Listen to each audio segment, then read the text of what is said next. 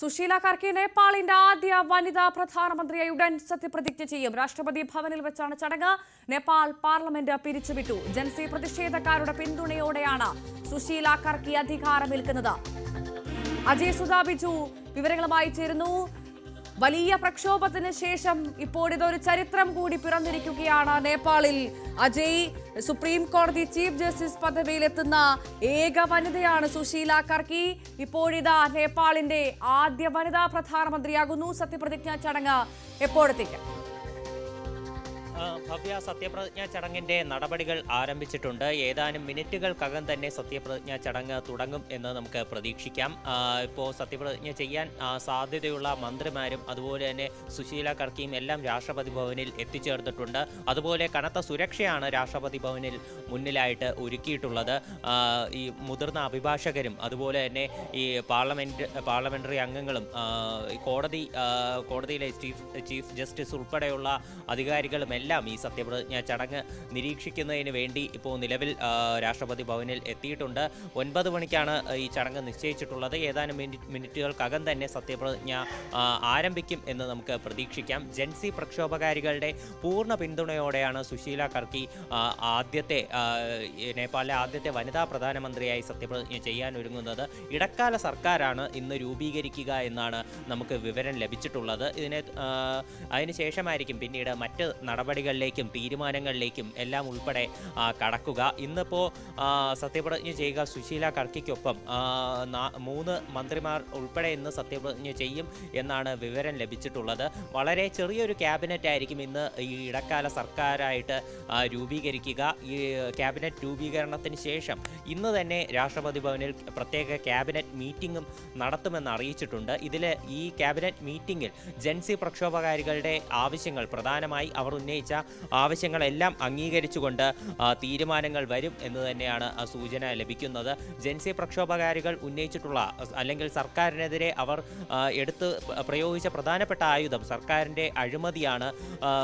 നേപ്പാളിൽ നിരവധി അഴിമതി ആരോപണങ്ങൾ സർക്കാരിനെതിരെ ഉണ്ടായിരുന്നു. നിരവധി കേസുകൾ പ്രധാനപ്പെട്ട മന്ത്രിമാർക്കെതിരെ വരെ നടക്കുന്നുണ്ടായിരുന്നു. അപ്പോൾ ഇത്തരം കാര്യങ്ങളെല്ലാം അന്വേഷിക്കണമെന്ന് ജൻസി പ്രക്ഷോഭകാരികൾ പറഞ്ഞിരുന്നു. ഇതിനുവേണ്ടി പ്രത്യേക ജുഡീഷ്യൽ ഇൻവെസ്റ്റിഗേഷൻ കമ്മീഷനെ രൂപീകരിക്കാൻ ഈ ഒരു ക്യാബിനറ്റ് മീറ്റിംഗിൽ തീരുമാനമാകും എന്ന് തന്നെയാണ് പ്രതീക്ഷിക്കുന്നത്. അതുപോലെ തന്നെ ഇവിടെ സുശീലയെ പ്രധാനമന്ത്രിയാക്കണമെന്ന് ആവശ്യപ്പെട്ടത് നമുക്കറിയാം ജൻസി പ്രക്ഷോഭകർ തന്നെയാണ്. അവരുടെ പ്രധാന ആവശ്യത്തിൽ ഒന്ന് സുശീല കർക്കി തന്നെ പ്രധാനമന്ത്രിയാവട്ടെ എന്നുള്ളതായിരുന്നു. അത് മാത്രമല്ല, ഈ രാഷ്ട്രീയ രംഗത്തുള്ളവർ തൽക്കാലത്തേക്ക് മാറി നിൽക്കട്ടെ എന്നും ആവശ്യപ്പെട്ടിരുന്നു ജൻസി പ്രക്ഷോഭകർ. അപ്പോൾ അവരുടെ ആവശ്യം തന്നെയാണ് ഇവിടെ ഉടൻ സത്യപ്രതിജ്ഞയിലൂടെ പ്രാബല്യത്തിൽ വരാൻ പോകുന്നത്. അങ്ങനെയാണെങ്കിൽ ജൻസി പ്രക്ഷോഭകർക്ക് അനുകൂലമായ ഒരു നിലപാട് ഇനി ഉടൻ ചേരുന്ന ക്യാബിനറ്റിൽ ഉണ്ടാകുമെന്ന് പ്രതീക്ഷിക്കാമോ? അതെ, തീർച്ചയായിട്ടും ജൻസി പ്രക്ഷോഭകാരികളുടെ ആവശ്യങ്ങൾ അംഗീകരിച്ചുകൊണ്ടാണ് ഈ ക്യാബിനറ്റ് മുന്നോട്ട് പോകുന്നതെന്ന് ഇപ്പോൾ ആദ്യഘട്ടത്തിൽ നമുക്ക് അറിയാൻ സാധിക്കുന്നുണ്ട്. ഇനി ഒരു തരത്തിലുള്ള അഴിമതികളും അതുപോലെ തന്നെ മറ്റ് ഭരണകൂടത്തിൻ്റെ മറ്റ് കൊള്ളരുതായ്മകളും നേപ്പാളിൽ ഉണ്ടാകാതിരിക്കാൻ വേണ്ടി പ്രത്യേക ആൻറ്റി കറപ്ഷൻ ബ്യൂറോ, അതും ശക്തമായിട്ടുള്ള ആൻറ്റി കറപ്ഷൻ ബ്യൂറോ നേപ്പാളിൽ രൂപീകരിക്കാനായിട്ട് ഇന്നത്തെ ക്യാബിനറ്റിൽ തന്നെ തീരുമാനമെടുക്കും എന്ന് തന്നെയാണ് പ്രതീക്ഷ. ഇപ്പോൾ നേപ്പാളിൽ സ്ഥിതിഗതികൾ ശാന്തമായിട്ടുണ്ടെങ്കിലും ഇന്ന് രാത്രി 12 മണി മുതൽ രാജ്യത്ത് പ്രത്യേക അടിയന്തരാവസ്ഥ പ്രഖ്യാപിക്കാനും സാധ്യതയുണ്ടെന്നാണ് അറിയാൻ സാധിക്കുന്ന വിവരം. ഇത് സംബന്ധിച്ച തീരുമാനവും ഇന്നത്തെ ക്യാബിനറ്റ് മീറ്റിംഗിൽ ഉണ്ടാകും. തുടർന്ന് പ്രസിഡന്റ് ഇതിൻ്റെ ഉത്തരവിൽ ഒപ്പിടും.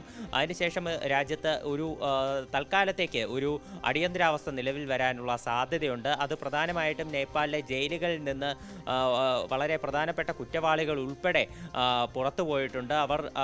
അവരെ കണ്ടെത്തുക, അതുപോലെ തന്നെ രാജ്യത്ത് ഇപ്പോൾ നിലവിലുള്ള ഈ സർക്കാർ ഇപ്പോൾ മറ്റ്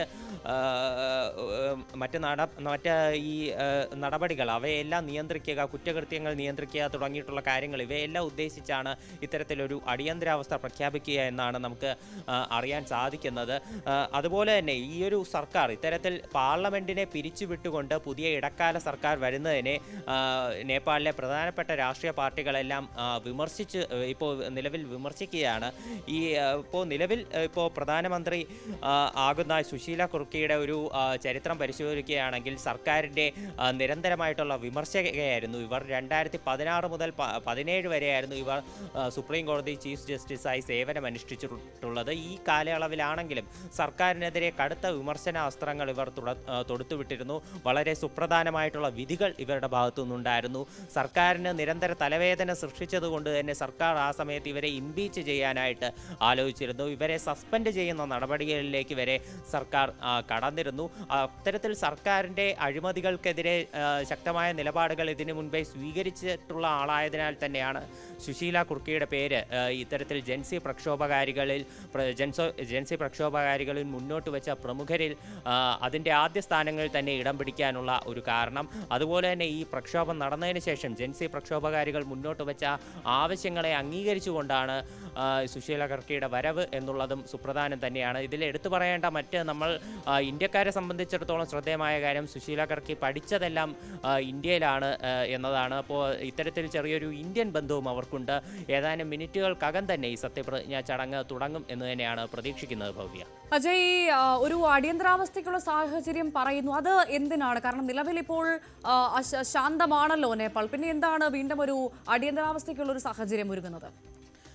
പ്രധാനപ്പെട്ട പല കുറ്റവാളികളും ഈ ഒരു ജൻസി പ്രക്ഷോഭകാരികൾ പാർലമെൻറ്റും അതുപോലെ തന്നെ മറ്റ് പ്രധാനപ്പെട്ട ജയിലുകളും ഉൾപ്പെടെ ആക്രമിച്ചുകൊണ്ട് നടത്തിയിട്ടുള്ള ഈ പ്രതിഷേധം, ഇതിൽ പ്രധാനമായിട്ടും സർക്കാർ അനധികൃതമായിട്ട് തടവിലാക്കിയ പ്രക്ഷോഭകാരികളെ മോചിപ്പിക്കുക എന്നുള്ള ലക്ഷ്യത്തോടെയായിരുന്നു ഇത്തരത്തിൽ ഒരു ആക്രമണമെല്ലാം നടത്തിയത്. എന്നാൽ ഇതിൽ മറ്റ് രാജ്യത്തെ പല പ്രധാനപ്പെട്ട കുറ്റവാളികളും ജയിലിൽ നിന്ന് പുറത്തു പോയിട്ടുണ്ട് എന്നുള്ളതാണ് വിവരം ലഭിക്കുന്നത്. അപ്പോൾ ഇവരെയെല്ലാം കണ്ടെത്തുക, ഇവരെ പിടികൂടുക, രാജ്യത്തെ ക്രമസമാധാനം പുനഃസ്ഥാപിക്കുക എന്നുള്ള ലക്ഷ്യങ്ങളോടുകൂടിയാണ് ഈ ഒരു നീക്കം നടത്തുന്നത് എന്നാണ് നമുക്ക് വിവരം ലഭിച്ചിട്ടുള്ളത്. ഇപ്പോൾ നിലവിൽ രാജ്യത്തെ ക്രമസമാധാന നിയന്ത്രണം, അതുപോലെ തന്നെ മറ്റ് ഇപ്പോൾ തൽക്കാലത്തേക്കുള്ള ഭരണ നിർവഹണം എന്നിവ എല്ലാം നടക്കുന്നത് ആർമിയുടെ നിയന്ത്രണത്തിലാണ്. ആർമിയുമായിട്ട് ബന്ധപ്പെട്ടിട്ട് ജൻസി പ്രക്ഷോഭകാരികൾ ചർച്ചയെല്ലാം നടത്തിയിരുന്നു. ഇത്തരത്തിൽ ആർമിയുമായിട്ട് നടത്തിയ ചർച്ചയിലാണ് ഇവർ സംയമനം പാലിക്കാം, അല്ലെങ്കിൽ ഇനി പ്രതിഷേധങ്ങളിൽ ഏർപ്പെടില്ല എന്നുള്ള തീരുമാനത്തിലേക്ക് വരെ എത്തിയത്.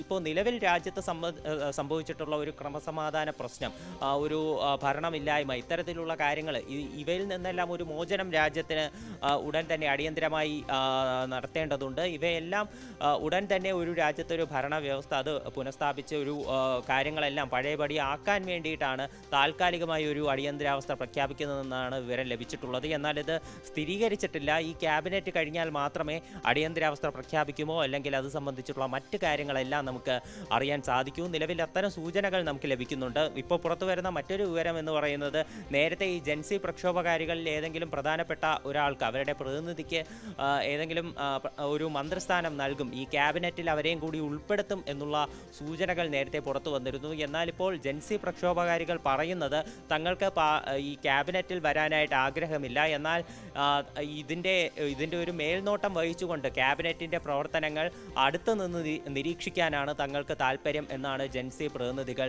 അറിയിച്ചിട്ടുള്ളത്. അങ്ങനെയാണെങ്കിൽ ജൻസി പ്രതിനിധി ഈ ഒരു മന്ത്രിസഭയിൽ കാണില്ല, എന്നാൽ ഇതിൻ്റെ സർക്കാരിൻ്റെ ഈ ഏതെങ്കിലും ഒരു ഉന്നത തലത്തിൽ ഇവരുടെ ഒരു പ്രതിനിധിയെ മറ്റ് നിരീക്ഷണങ്ങൾക്കും അതുപോലെ തന്നെ ചർച്ചകൾക്കും എല്ലാം കാണും. എന്തായാലും ഈ ഏതാനും മിനിറ്റുകൾക്കകം തന്നെ നേപ്പാളിൻ്റെ പുതിയ ഭാവി നമുക്ക് നേരിട്ട് കാണാനാകും. ഭവ്യ, തീർച്ചയായും പ്രിയപ്പെട്ട പ്രേക്ഷകരുടെ അറിവിലേക്കായിട്ടാണ് സുശീല കുർക്കി ആരെന്നുള്ളൊരു ചോദ്യം സ്വാഭാവികമായും പ്രേക്ഷകർക്കുണ്ടാകും. നേപ്പാളിലെ സുപ്രീം കോടതി ചീഫ് ജസ്റ്റിസ് പദവിയിലെത്തിയ ഏക വനിതയാണ് സുശീല കുർക്കി. നേപ്പാൾ ഇതുവരെ സ്ത്രീ പ്രധാനമന്ത്രി പദവിയിലെത്തിയിട്ടുണ്ട്. അതുകൊണ്ട് തന്നെ ചീഫ് ജസ്റ്റിസായ ഏക വനിത തന്നെ പ്രധാനമന്ത്രി സ്ഥാനത്തേക്ക് വരണമെന്നായിരുന്നു പ്രതിഷേധക്കാരുടെ നിലപാട്. ആ നിലപാടാണ് ഇപ്പോൾ ഇതാ യാഥാർത്ഥ്യമാകാൻ പോകുന്നത്. അല്പസമയം കൊണ്ട് സുശീല കുർക്കി നേപ്പാളിന്റെ ഇടക്കാല പ്രധാനമന്ത്രി സത്യപ്രതിജ്ഞ ചെയ്യും. 1952 ജൂൺ 7 ബിരാത് നഗറിലായിരുന്നു സുശീല കുർക്കിയുടെ ജനനം. 1972 ബിരാത് നഗറിലെ മഹേന്ദ്ര മോറക് ക്യാമ്പസിൽ നിന്ന് ബാച്ചിലർ ആർട്സ് ഓഫ് സയൻസ് പൂർത്തിയാക്കി. ശേഷം 1975 വാരാണസിയിലെ ബനാറസ് ഹിന്ദു യൂണിവേഴ്സിറ്റിയിൽ നിന്ന് പൊളിറ്റിക്കൽ സയൻസിൽ ബിരുദാനന്തര ബിരുദം നേടി. 1978 നേപ്പാളിലെ ത്രിഭുവൻ സർവകലാശാലയിൽ നിന്നും നിയമബിരുദവും നേടിയിട്ടുണ്ട് സുശീല കുർക്കി. 1979 ബിരാത് നഗറിൽ നിയമപരിശീലനം ആരംഭിച്ചു. 2007 മുതിർന്ന അഭിഭാഷകയായി. 2009 അവർ ജനുവരി 22 സുപ്രീം കോടതിയിൽ താൽക്കാലിക ജഡ്ജിയായി ചുമതലയേറ്റു. 2010 നവംബർ 18 സ്ഥിരം ജസ്റ്റിസായി ചുമതലയേറ്റു. ശേഷം 2016 ഏപ്രിൽ 13 മുതൽ 2016 ജൂലൈ 10 വരെ ആക്ടിംഗ് ചീഫ് ജസ്റ്റിസായി. തുടർന്ന് 2016 ജൂലൈ 11 മുതൽ 2017 ജൂൺ 7 വരെ സുപ്രീം കോടതിയുടെ ചീഫ് ജസ്റ്റിസായും സേവനമനുഷ്ഠിക്കുകയുണ്ടായി. എന്തായാലും നീതിന്യായ വ്യവസ്ഥയുടെ ജനാധിപത്യപരമായ പങ്ക് ശക്തിപ്പെടുത്തി നിരവധി കേസുകളിൽ വിധി പറഞ്ഞ സുശീല കർക്കിയാണ് നേപ്പാളിന്റെ ആദ്യ വനിതാ പ്രധാനമന്ത്രിയായി ചുമതലയേൽക്കാൻ പോകുന്നത്. അല്പസമയം കൊണ്ട് ചരിത്ര മുഹൂർത്തത്തിന് നേപ്പാൾ സാക്ഷിയാകും. അതിനുശേഷം എന്താണ് ഇനി നേപ്പാളിൽ സംഭവിക്കാൻ പോകുന്നത്, നേപ്പാളിന്റെ വിധി എന്ത് എന്നുള്ള കാര്യത്തിൽ ഒരു തീരുമാനമുണ്ടാകും. നമുക്ക് ആ സമയത്ത് തിരിച്ച് ഈ വാർത്തയിലേക്ക് വരാം. അജയ് സുധാ ബിജുവാണ് വിവരങ്ങൾ നൽകിയത്.